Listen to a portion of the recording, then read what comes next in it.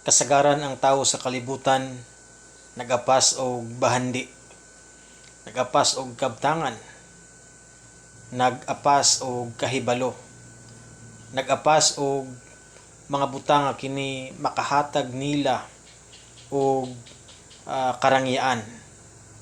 Pero usahay atong nalimtan nga naapay mas bililhon sa mga bahandi aning kalibutan. Naapay mas bililhon sa mga tinguha aning kalibutan. Naapay mas bililhon sa pag-angkon sa kahibalo aning kalibutan. Ug mao na ang atong mga kalag. Naugingon din ni Matthew sa 16 verse 26 atong basahon. For what profit is to a man if he gains the whole world and loses his own soul? Or what will a man give in exchange for his soul? So, unsa ba ang atong bang maibaylo sa atong kalag? Kini bang mga kabtangan nga naata aning kalibutan? Kini bang karangyaan nga naata aning kalibutan? Kini bang mga butang nga muhatag nato sa kanabang dali nga kalipay? Dili kana makabaylo sa atong mga kalag. Tungod kay ang atong mga kalag mas importante pa kaysa sa tanang mga butang nga naaning kalibutan.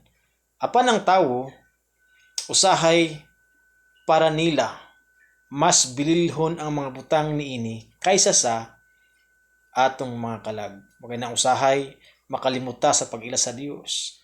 Usahay makalimutan nga moalagad sa Dios. Usahay ang tawo makalimot nga naay mas bililhon nga dapat pwedeng buhaton ug mao na ang pagsimba sa atong Dios. Pagpasalamat kaniya, paghatag og higayon nga siya atong alagaran ug atong pasalamatan.